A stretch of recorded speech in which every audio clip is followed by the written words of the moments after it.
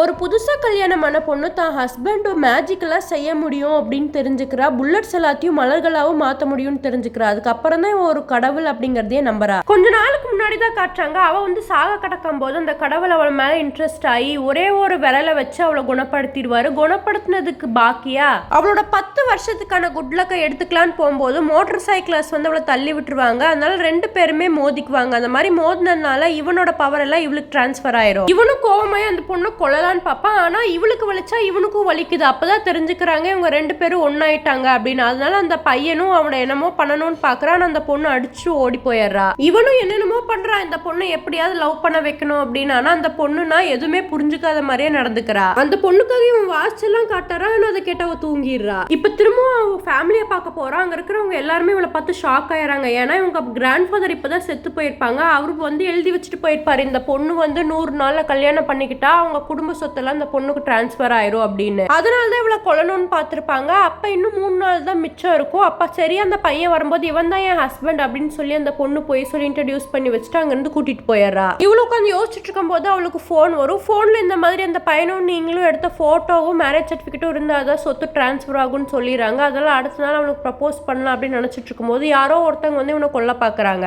இவ்வளவு தப்பிச்சு போய் அந்த பையன் கிட்ட சொல்ல இவங்க 2 பேரும் கை கொத்துக்கிறாங்க. அப்பன்னு பார்த்து அந்த பையனோட பவர் எல்லாமே ரீஸ்டோர் ஆயிடுது. இவனும் ஒரு சொடக்கு போடுவா. அந்த திருடு அப்படியே காத்தோட காத்தா மறைஞ்சு போயிருவா. இவளும் அவளை கல்யாணம் பண்ணிக்க சொல்லி அவ கழுத்தெல்லாம் நெரிச்சு எப்படியோ கல்யாணமும் பண்ணிக்க வச்சிடறா. இப்படிதான் ஒரு கடவுளையே கல்யாணம் பண்ணிக்கிறா.